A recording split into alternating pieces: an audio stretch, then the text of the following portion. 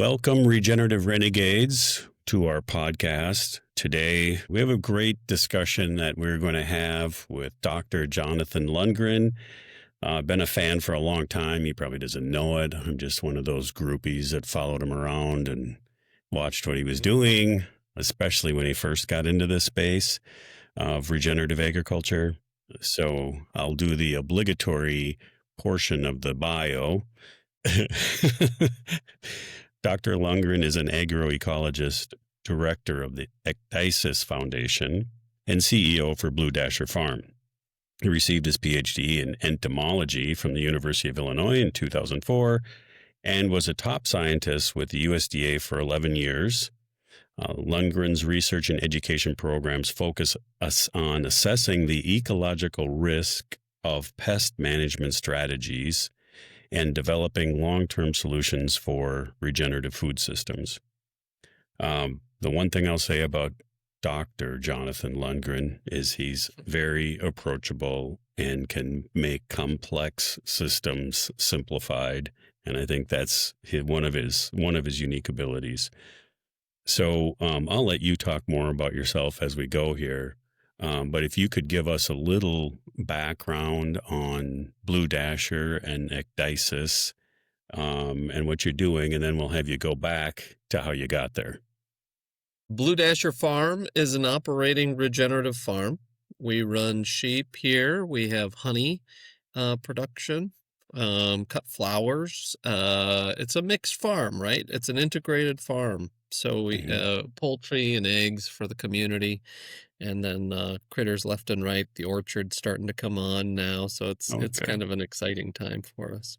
And it's also the headquarters for Ecdysis Foundation, which is a nonprofit research and education and demonstration initiative trying to support the evolution of a regenerative food system. Well, I really enjoyed in preparing, looking at your website, and there's an emphasis on being a financially viable farm and trying to prove that model. That hit to home because that's always a struggle on our farm too. I feel like I'm being a fraud if we can't make the farm financially viable. So I'm constantly working on how do we get there in our regenerative system. So could you talk a little bit about your thoughts on that? You know, I get hit with that a lot. There's an imposter syndrome if your farm isn't if you have to have an off-farm income in order to make things work on. And I just don't agree with that. I guess it comes back to, does food fit well within a capitalistic framework? And a farm provides so many currencies that we need as humans. And economics, sure, it's got to be there, but boy, that's the whole role of families, isn't it? Is to be able to carve that out and make a go of things from an integrated regenerative standpoint. And so, I don't know of many, conventional farms that are that are financially viable without federal subsidies. And so that's I don't a great know point. I don't know that we should expect our regenerative operations to, I don't know that I don't know that it has to provide every aspect of I don't know if I'm saying that right. Well, the thought that crossed my mind when I read that I was raised on a multi-species grass-based farm. There was no fancy words to it or anything. It's just that we're in small farm territory. And so it was very common. You had chickens, you had hogs, you had cattle, you had various revenue streams. Sure.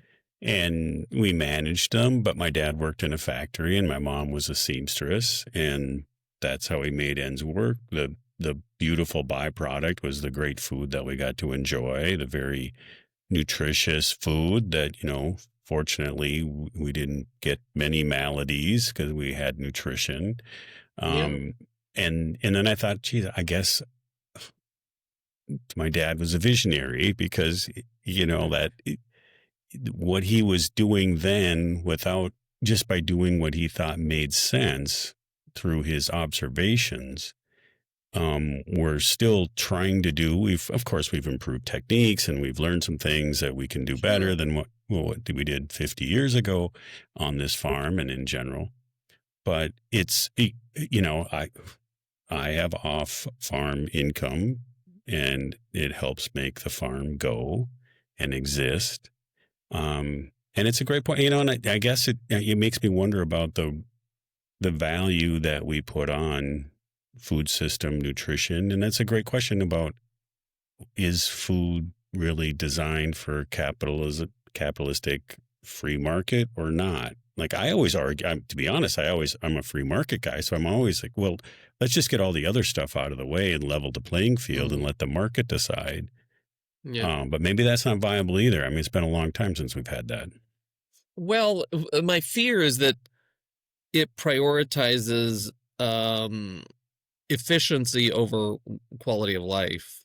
And within food, I mean, we've seen this, and with 1,000 farms, I mean, we've gotten to see the food system in North America, right? I mean, and so we've gone down this road of compartmentalization geographically. Most of the nation's apples are produced in the Columbia River Basin in Washington, and cherries are in a couple of locations. All of the world's almonds, damn near all of them, are from the Central Valley of California. And it's like, boy, I mean, there's a real value in connecting people with their food and growing food and sharing that within your own community and taking care of your own community. And there's an opportunity for economic revenue in there, but as we start to slip down the slope of, okay, well, I mean, I gotta, so and so is getting more efficient than I am, and they've got a bigger tractor or a bigger combine, and they bought up 2-3 more quarters. Those aren't the metrics of success of a good food system. Amen. That's so true, and we're hell bent on that path for a long time that you just described. Do you think we're figuring it out? Do you think we're figuring it out? Do you think we're getting better? I think we have some language and some practices that help to unify those that are toiling in isolation, and that as those connections happen, that's great on the egg system side, but on the consumer side, I know more questions are being asked. We have a consumer brand, so we get direct feedback from consumers, and it's especially prevalent with younger consumers, that food is more of a representation of their values than just energy. So that's encouraging, that I believe the questions are being asked and sought after. And the pandemic put that in fast forward. Yeah, I think you're right. There's a lot of people, hundreds of thousands of people, that are sitting in their cubicles dreaming of an idyllic farm life, and the homesteader movement is a good evidence of this, but I don't know that they entirely understand what all that is entailed there, but they don't, and ignorance is bliss in some circumstances, because I don't even understand it completely, and I do it every day. What did I get into? Why am I here? What did I do? Why, when I'm covered in bugs or whatever, and I'm like sweating and wondering. And if you were happened? from the IT world, I mean, you got to go into work, you knew what to expect in that day, right? And on a farm, that doesn't happen, does it? No, it's a new puzzle every day. That's the beauty of it, right? You better be ready for a new puzzle when you get out of bed. Yeah. Do you think most people can handle that? I don't think we're trained for it. I think we're trained for black and white and ones and zeros, and we're not really trained to react and solve as much as we could be, to basically what's going through my mind is managing a business. And I have had the thought that managing a farm, of course, it's a business, but what you encounter every day really helps you to understand. It improves your skills to manage a business.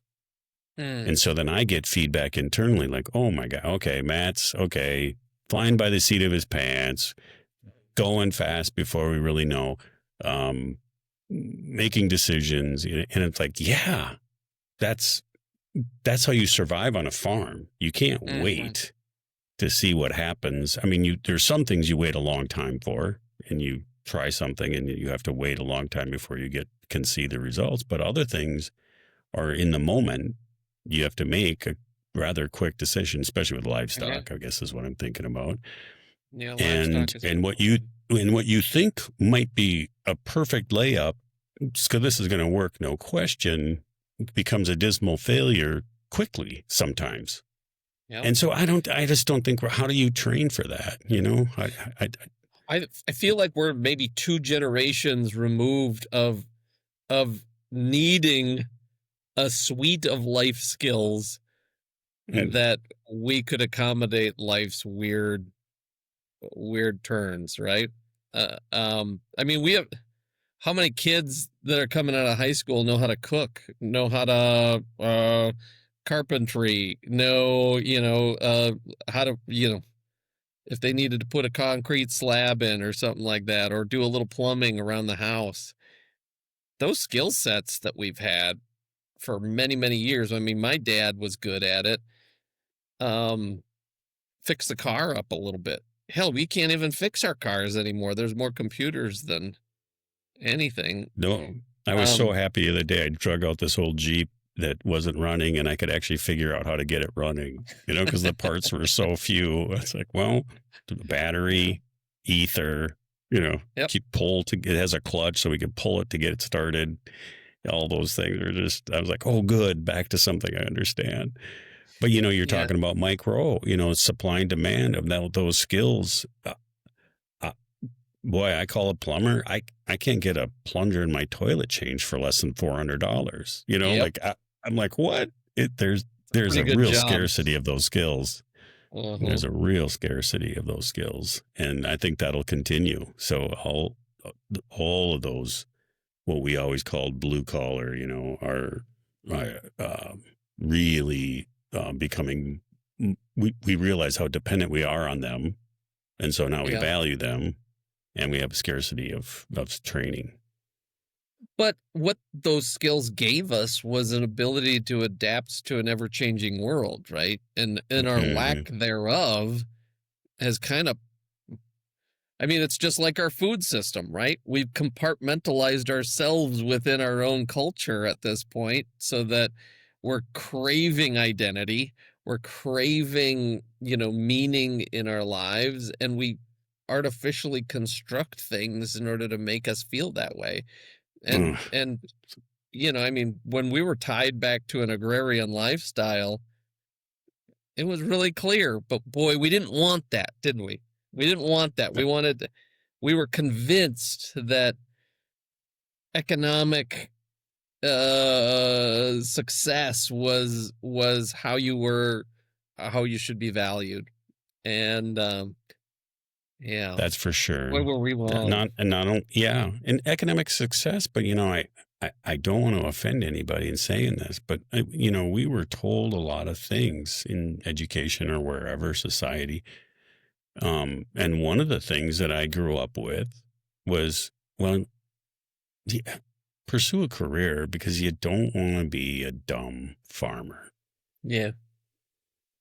Yeah. And farmers said it. Not people outside of farming, within farming. That was said. They didn't always want their kids to go through the same thing they had to go through, right? Right. No, you can't. You don't do this. And you're better than that, and you're smarter than that, and you're just And it's like, oh, what's more important? What's really more important? Health, food system, nutrition, environment. Okay, so we need you to go back in time and tell us how you got here, because it's a great story, I want to hear it again. Sure, yeah. So I Hopefully, you're not tired of telling the story because I'm going to force you to do it anyway. um yeah, I worked for USDA for a long time, right? 11 years or something like that. I was a research scientist, helping farmers, right? With my science was what I was supposed to be doing. But I mean, I think I reached a point where it was like, being the best in my case, entomologist, because I was trained in insects especially, and being the best entomologist was my goal.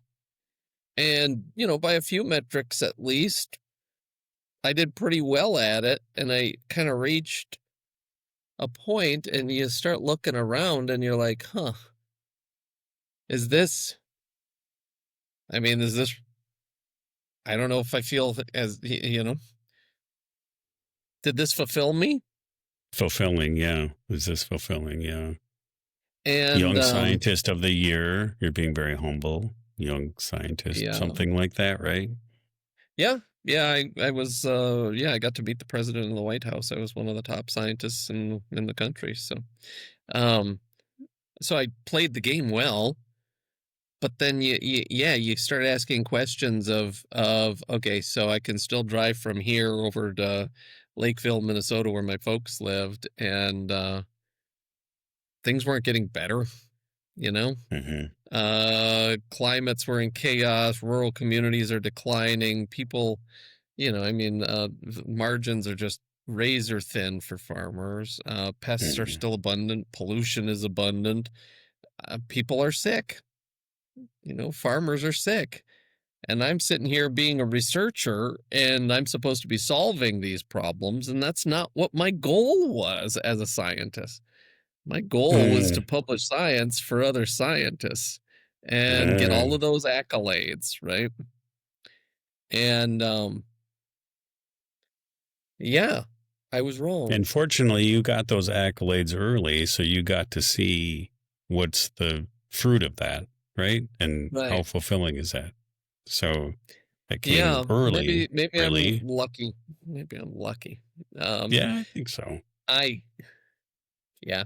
I I don't know. I mean, I don't know that I could have run or started Ecdysis and Blue Dasher if I hadn't gone through that, right? Right. Um, I don't know if I mean, scientifically, politically, I had connections and things like this that could help, and I had Mm-hmm. experience and Yeah.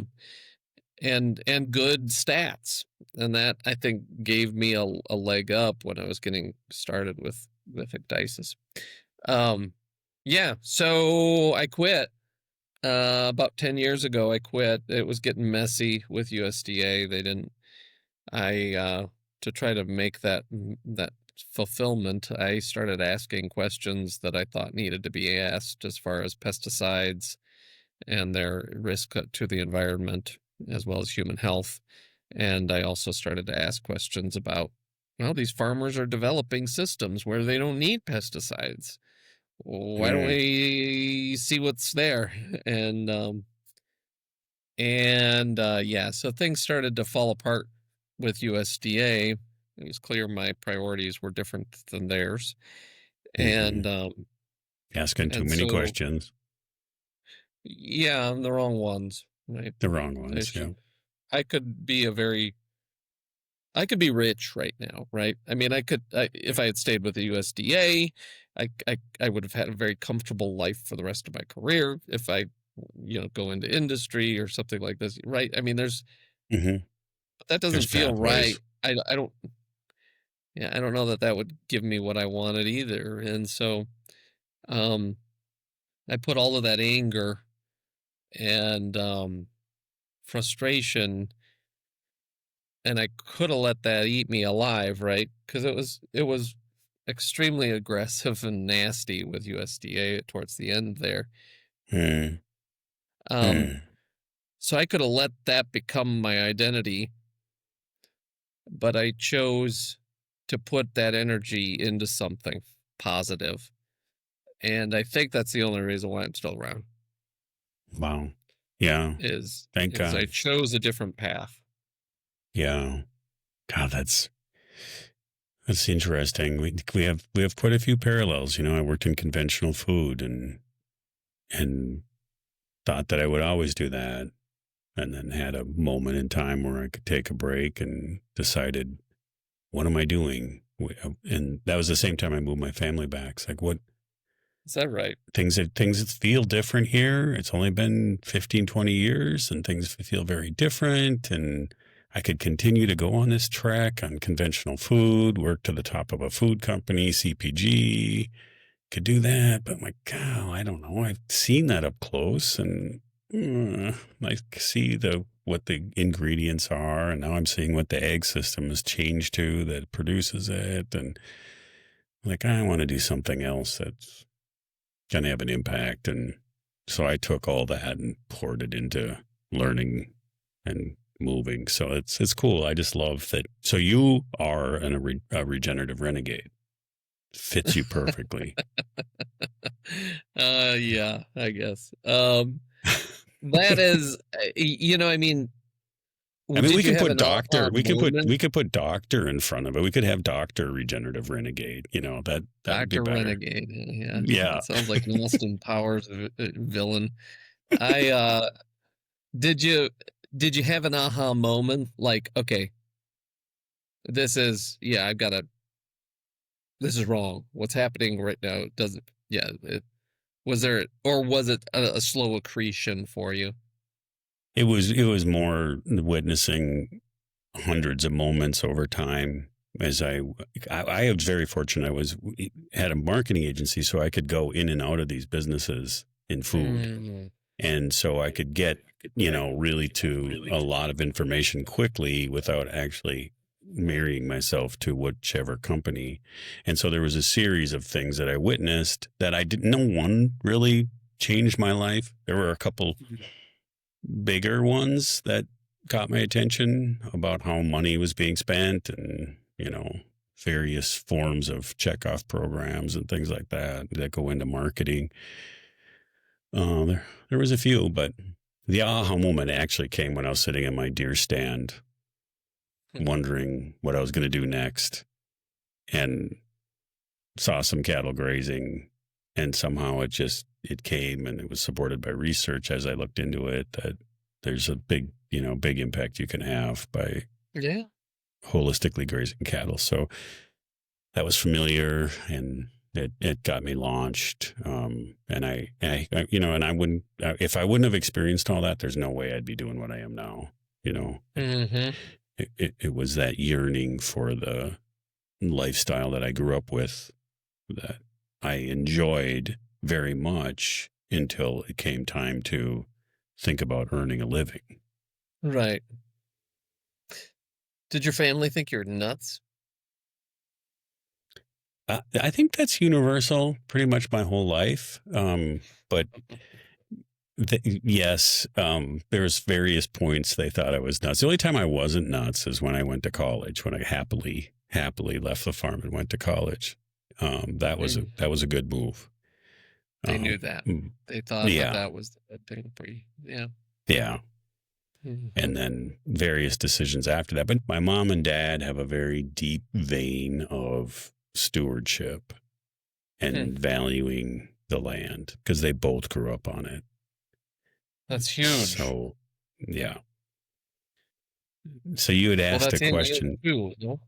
That's in you. Yes, it is. It is. And that question that you asked earlier about why does that happen? How do we get back to the land? What happens to get us there? I'd like to hear your thoughts on that. I think we're hungry for feeling whole, and food production fills a lot of the holes that we've currently experienced in our lives. Technology. Well, it was marketed to, make our lives easier and all of these things, but in the interim, we lost a big part of who we are. And, I mean, I started thinking that regenerative agriculture was about no-till and cover crops and biological amendments and reducing pesticides and livestock and the buckets that we haul out. The easy check boxes. Yeah, and it's not. I mean, yes, it is, but it's not. I mean, there's a lot of farms that are going to check those boxes, but they're not going to be regenerative. And it's got to start on a more fundamental level of reconnecting ourselves to family and community in the natural world. And unless we do that, you could check as many boxes as you want to, and you're never going to attain what's possible. But that changing ourselves is, I think, the biggest hurdle in adoption of regenerative at this point. We had a field day 10 days ago or something like that. And the focus was on change and what are the barriers to change, especially as it pertains to, maybe going regenerative but it extends to far beyond that. And there's a laundry list of hurdles that farmers haul out, or stakeholders in general haul out of, okay, agronomics aren't there. No, that's BS. I mean, I've got farmers all over the country, all over the world that are doing this, right? They're figuring it out. I'm not saying there's a room for improvement and there isn't a learning curve, for sure, but that's life, right? And this is totally doable. Oh, okay, well, agronomy's okay. Well, then, you can't feed the world. Well, yeah, you can. I got the data on it. It's the regenerative yields are equivalent to conventional yields. Yeah, but you can't make any money going regenerative. Well, no, I got the data on that. You're just as you make just as much money or more being regenerative than you are conventional. So then what is it? Especially now as markets develop. I'm sorry, keep going. So what is it then? And what one of the Matt Sanderson, he's a friend and a scientist at Kansas State. He's interviewed a whole lot of regenerative farmers, and he said, I think that the biggest hurdle is identity. And when you change your identity and the culture around you, I mean, that's one of the scariest things that any of us ever have to do. And you and I already experienced that, right? When we were talking earlier. I totally empathize with farmers that have to change their definition of what a good farmer is, and also abandon a life that they knew how to work in.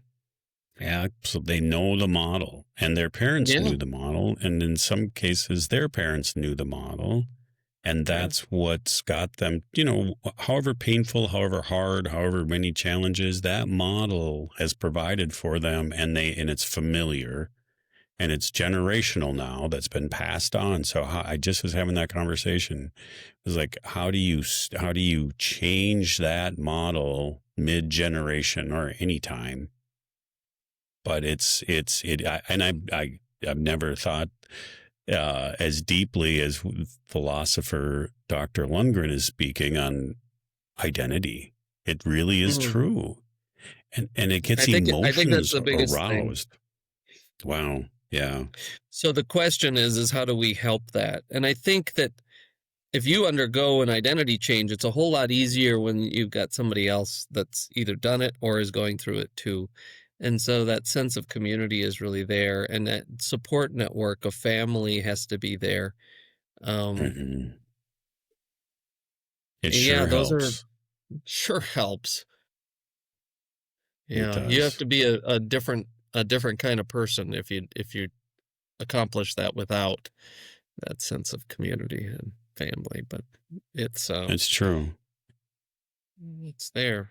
And that kind of typifies our food system. If you look at the other end of the spectrum, like we talked about, it's more like maybe one person in the family is in the ag world and the rest go away and get real jobs, right? And they're more disconnected from their family because they are in agriculture and community. How do you, I don't know.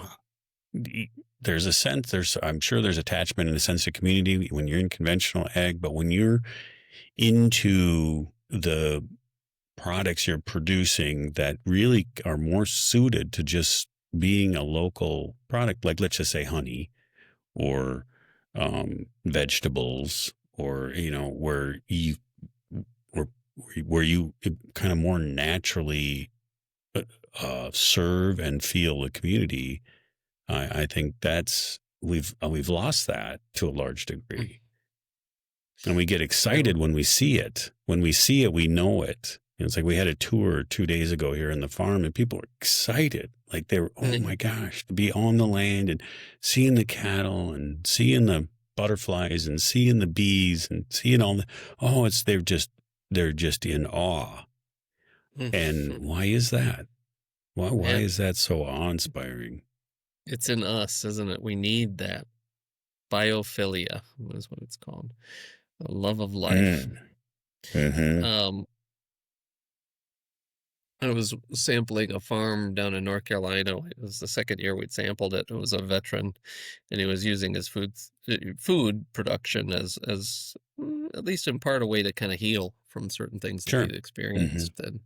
And he was a part of a community there that was doing that, and grew berries and muscadine grapes and things like this, and fully regenerative. And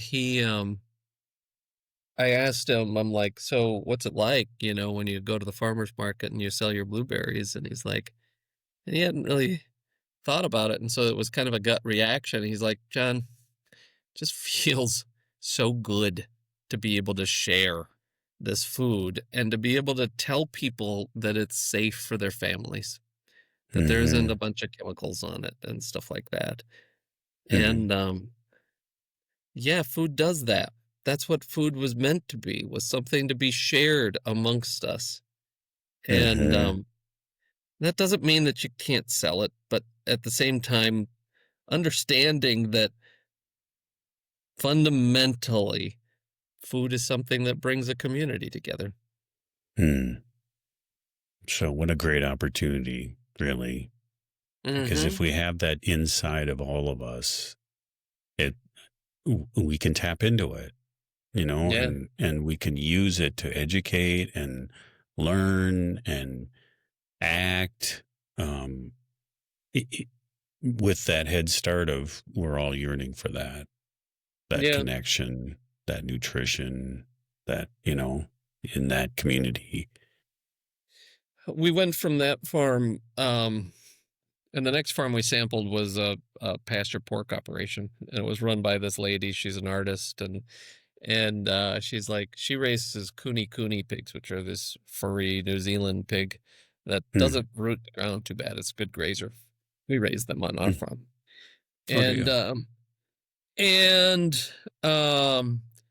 And she said, well, the Maori used to just let the coonies run the village. And, so they never had, the coonies were bred to be this way. And so she took away all the fences. And the coonies, there were 75 of them running around her yard, but it was a magical experience, right? When she wanted to move the pigs, she would place grain where she wanted them to be, and the coonies would all go over there, and that's where they'd spend the day, And when I got home, I took away the fences on our coonies, and they wander. Yeah, there's just something. The pigs are so happy, and it's the biggest problem of hogs or goats or sheep or whatever. Fence is a problem always. Wow. And I'm not about to take the fence off of the sheep yet, but the pigs, they're adapted for this for whatever reason. They want to stay close, and what it said to me was just how much the farm is a reflection of the farmer and vice versa. And what we had there was a juxtaposition of contrast. We had the first guy, he was a veteran. It was like, all right, tick, tick, tick, tick, tick. We're going to get everything lined up. This is going to be perfect, the manicured and beautiful, but yet he was still delivering on those regenerative outcomes.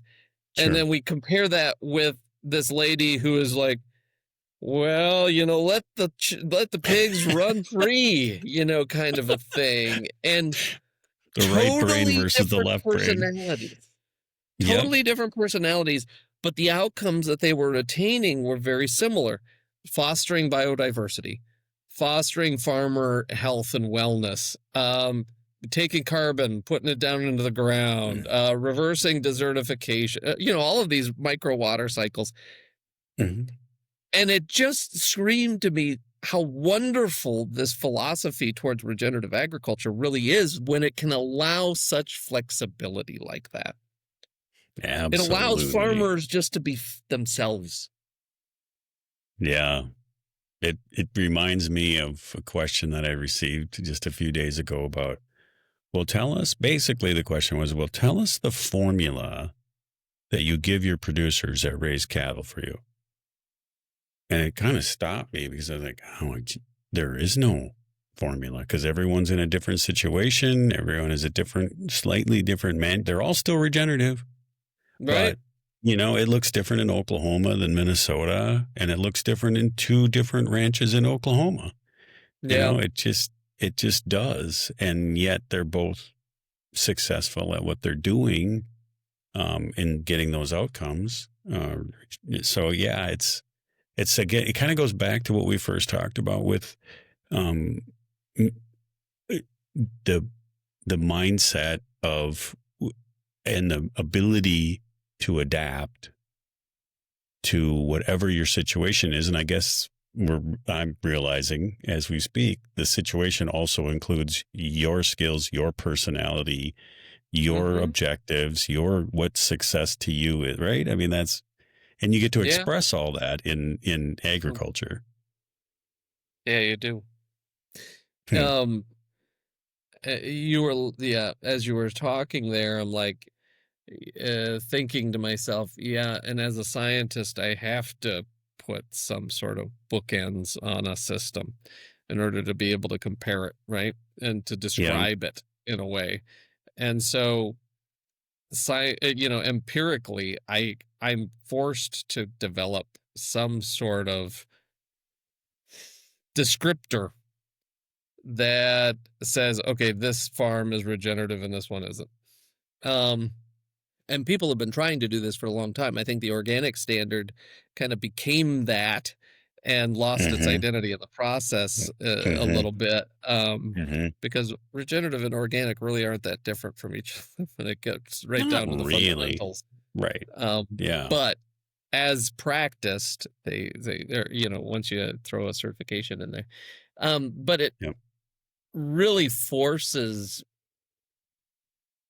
I mean, if we don't describe that system in a way that's truly reflective of what's happening, so categorizing it without losing what's special about it is a really challenging thing. Mm-hmm. And scientists aren't very good at that because anymore, because and I yes, scientists, right? Yes, some scientists are good, but most aren't. And that's led us down the wrong road. Um, it's informing global food policies that says that what's possible within a regenerative system that is not reflective of what I've seen. And Mm-hmm. uh, and so a big part of my responsibility, I feel like, is making sure that I'm doing that right, that we Well, the are rigor. truly explaining that, yeah, explaining that potential. Well, when you early on said you have the data for this, because I get the pats on the head too. Well, that's cute, Matt, but you Yeah, can't feed the world. Obviously, you're just great for your right. backyard. Yeah, But I thank God for the rigor that you have as a scientist in this space, because it's things I think about, but I don't take the time to do and measure. I just see it through observation. Our carrying capacity on this 10-acre field is more than it was last year. and that there's more diversity or there's less or whatever's going on with it. What help does it need? And but it's all observation. And I love data, but I'm not a scientist, and I don't test for data. I don't do it. And so I'm so glad that there are people like you, and that you are doing it, because in your soul that this is the future, that it has to be the future, that we don't have a choice. It'll either be forced upon us or we'll choose to do it. You just know that when you're close to it. And the only way you're going to convince anybody of that is through data. Yeah, I believe that the data is necessary, but woefully insufficient for changing behavior, at least. Maybe, I mean, I think that the motivation behind 1,000 Farms was that we were hearing farmers like you that were really doing it, right? And making things change, and they were seeing a vast potential for regenerative agriculture. And so policymakers and, billionaire philanthropists and these sorts of folks are like, we've heard about this, but is it real? Why would we trust a farmer? Is it just an Especially anomaly? A dumb farmer. Is this just an anomaly on their farm, or is this something that can actually mean something? And science can help with that. But it doesn't change farmer behavior. It might inform global food policies, but it doesn't change farmer behavior. What the most important outcome of the 1,000 Farms initiative is, the data's there, but it was the relationships that we forged with the farmers. Can you give us an overview of 1,000 Farms initiative for those listening that hadn't heard of it? Yeah, for sure. We have scientific teams that we've deployed from eastern South Dakota out to 1,600 farms around the U.S., studying our nation's food system, from very conventional to very regenerative, and I think 35 different cropping systems and 10 plus livestock systems that we've examined and replicated so far.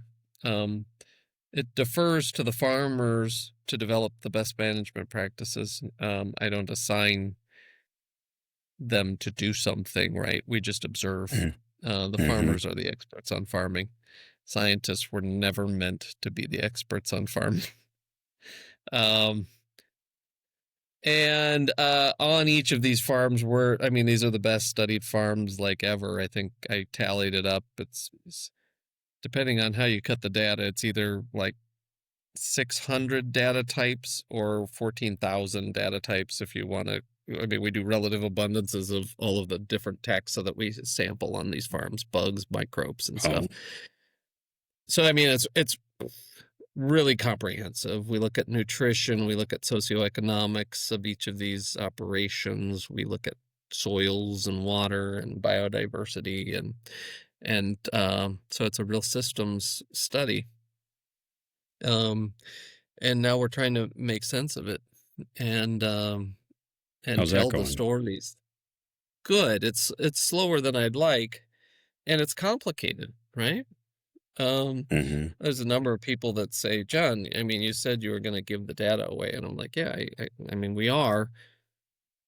I can't just slap the data on a website, right? It's because somebody is going to develop some AI algorithm that's going to go in there, and they're going to with an agenda and say regenerative doesn't work. We analyze the data in this way, and it's like, okay, so corn. Let's just say corn, right? I'm going to study corn, regenerative corn versus conventional corn. Okay, sounds good. You can do that with this data set. And it's going to look like regenerative corn looks like crap, right? And the reason is not because regenerative corn looks like crap. It's because corn has Navajo blue corn, and it also has Bloody Butcher in the regenerative side, which aren't being raised for yield maximization. Yeah, genetically. So you really have to be connected to this data to understand what it is Mm. that's possible. And yeah, this has been a real challenge for us. And but we're also getting through. So some of the science is starting to roll out, especially on the rangeland side. That's been really exciting for us. And then the croplands paper is close. I'm hoping that we're starting Okay. to hit that. But yeah, hoping just to keep on hitting it, and we're gonna continue to um double or triple annually the amount of peer-reviewed literature on regenerative agriculture. And you're over 1,000 farms now, right? Did I read Yeah, that? That you 1,600 this year we hit. Yeah. wow. Yeah. Wow. Still got to make it to my farm, by the way, on Yeah. Yeah. How did 1,601. that not happen? We were in Minnesota a few weeks ago. Yeah, we'll have Um, to figure that out. I raised my hand too late. You already had in the first tranche, you already had no, what you sorry. needed, and I was Yeah. too late to the game, so I'll have to circle back. But Do you have pastured pork by that's it. chance or pastured birds? Oh, we have some pastured laying hens. Yes. We had pastured pork, but my son, who helps manage the farm, threatened to do something else if we didn't get rid of the hogs. So, because we're I very beef am centric. I am now convinced that pigs should never be in groups larger than like maybe 10 to 15 animals. Mm, As soon as you get above that size, the pigs are stressed, the land is stressed, and the farmer is stressed. So I we was out experienced in all that. Yeah, um, I was out in California and was talking with a buddy of mine. He farms near Hollister, and I said that, and he's like, "That's funny, John, because we have wild hogs on the farm, and they're in social groups with two Oh, sows and their piglets." And I'm like, "Oh, that's about um, 10 to 15 animals, isn't it?" He's like, "Yeah, it is." I'm like, wow. "Why are we It's forcing these poor pigs into situations where they can't be pigs?" That is okay. You've renewed my spirit about hogs because the thing is, they taste so good. I couldn't stop. I'm like, oh my gosh, this pork chop, this bacon, whatever we made Yeah, with those hogs were so delicious. I would choose it over a beef steak almost any day. The yeah, marbling, just wonderful. yeah. Heritage And a breed pastured hogs raised animals. pastured. Oh, most people don't even know what good pork tastes like. If they're going to the They don't. grocery store, they don't even know what real pork is like, or eggs, or chickens. No, Good Lord. no, definitely in pork. It's and I thought, well, this will be no problem. I mean, it's going to be more expensive, but once they try it, it'll be fine. Yeah, You'll spend anything on this pork, and we'll make it work. And the pork industry just drives those prices down so much by that the torturing the retail animals. buyers it's just cheap and bad. Yeah, they need I think all of the people that are buying their pork from the grocery stores need to go to one of those pig CAFOs, see what that's like. Yep. See what that's like, and then try to source a heritage breed, pasture raised piece of meat Yeah, from a come out to hog, our any farm and see piece. what our pigs are like. Yeah, Ooh, I can't wait. I will. so I will. interesting. So you mentioned a team of scientists. I'd like to hear from you through your eyes. What's happening with the youth? You've got young scientists, right? That Mm. want this experience. What's going on there? How has that changed over the last however long you've been at this? 10, 15? How long has Blue Dasher existed? 10 years. Yeah, this will 10 years. next year will be the 10th anniversary. It's crazy, huh? We're Mm-hmm. still around even. Yeah, There was no guarantee on that one, that's for sure. The odds were against us in they were, in and they every are. form. Yeah, still are. Um, so yeah, we have an absolutely remarkable staff. I don't know how lightning continues to strike in the same place, but it does.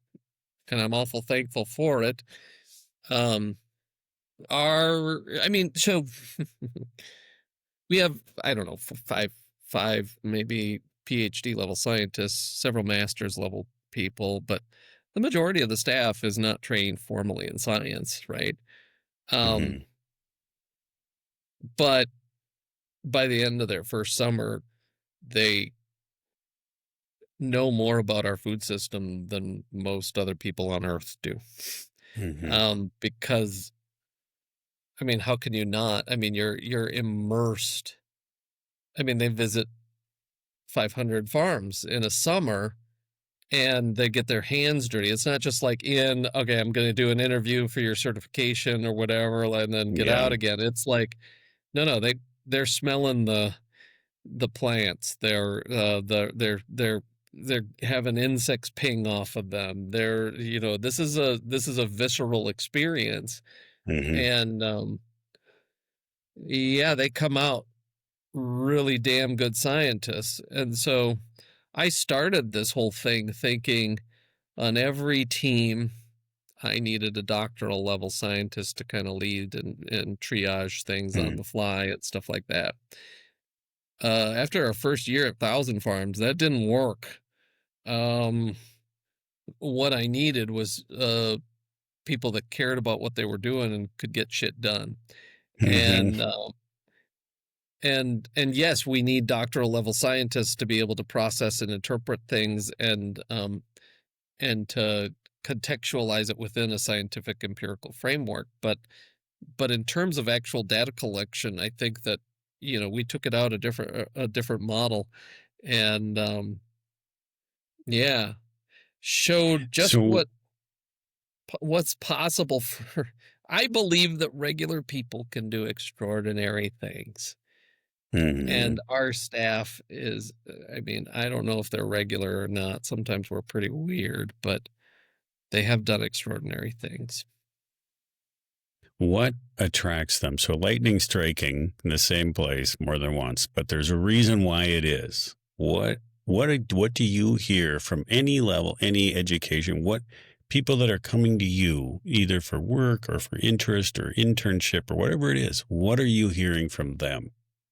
And why are they doing that? Because you are weird. So, what brings them in? I don't, so I don't know that they entirely know what they're getting themselves into. Well, I guarantee they don't know what they're getting themselves into, because nothing like us really exists anyplace else, and it's really hard to articulate into words what it is that we do. I mean, because every day is so different, from chasing sheep on the farm to developing artificial intelligence for insect identification to visiting farmers and having those grower interactions. So it's but they I think the reason that they come and maybe the reason that they stay is because they want to do something. I mean, there's so many pamphleteers that are talking about the problems of the world, but very few people are actually doing something. And I mean, yeah, we're laser focused on that, right? Moving the needle. Hmm. So is it part that internal yearning for both meaningful fulfillment in life and also that attachment to, because it's not hard to look at your website and kind of have a cursory understanding of what you're doing because it's different. So they may not know exactly what day to day looks like, but they kind of know what they're getting into from a conceptual standpoint, right? And I'm just Maybe, I yeah. Uh, Yeah, I mean, yeah. What is yeah. They don't know that, they're going to be digging soil probes in 108 degrees in North Carolina right. or getting snowed on in Montana. But um or the community that develops. Because our workplace is a really unique spot. The staff likes to be together. Hmm. Oftentimes after work they hang out. And it's a little bit like somebody that's been through like an intense, like a war or something like Hmm. this, where really there's only certain people that kind of get what you've just experienced. Hmm. And so it tends to be something that brings us closer together. And I try to foster that as much as I can, but a lot of it just is inherent. Hmm. Yeah. Well, I We all think need it's our it's community, huh? fascinating. Excuse Yeah. me? All need community. Yes. Yeah, we do. We do. Well, you've been very gracious with your time. I'd like to just hear from you what you're seeing, that maybe two things. One, that you think is the biggest thing we should be attacking to change in our food system. And two, what you see that gives you hope about the future. I think everybody needs to have a chicken and a tomato plant. I think that is going to force us to connect with our food again. And that's at a base level, right? Um, I think that's huge. I think we need to experience food production, a garden. How many Mm-hmm. people had gardens? It was, in fact, a federal policy that we all needed a Yes. garden 100 years Mm-hmm. ago, right? Mm-hmm. This was normal, and now it's not. I mean, there's ordinances against having a laying hen in the towns. This is nuts. Mm-hmm. Um, what gives me hope? Yeah, I mean, every day I go out on my own farm and I get to see something I've never seen before. And that connection, I mean, half of our farm is native unbroken prairie and Mm. wetlands. Um, You were able to find some. yeah, yeah, and then we encouraged it. So, Mm-hmm. um, but I don't care how bad of a day I've had or worse, right? Every time I go out to that prairie, I come back better. There's something healing about that, isn't there? There is. Um, or sitting with the sheep and just being with that flock.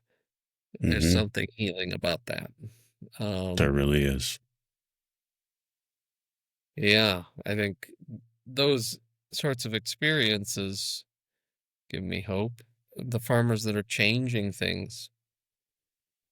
This is bigger than it sounds.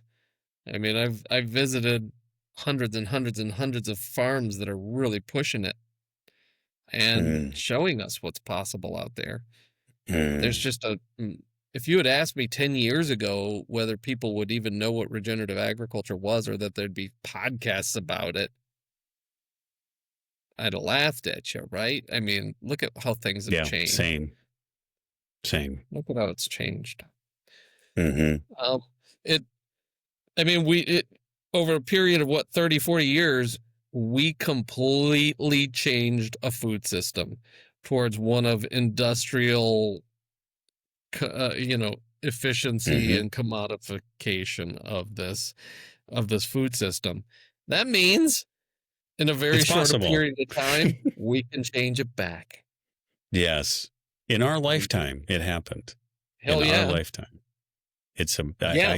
I'm still boggled by that. It's like what I remember as youth, and I talk about it probably too much, but I remember about my youth and then moving away. And then really that's when the transformation really went into high gear, and so much changed so fast.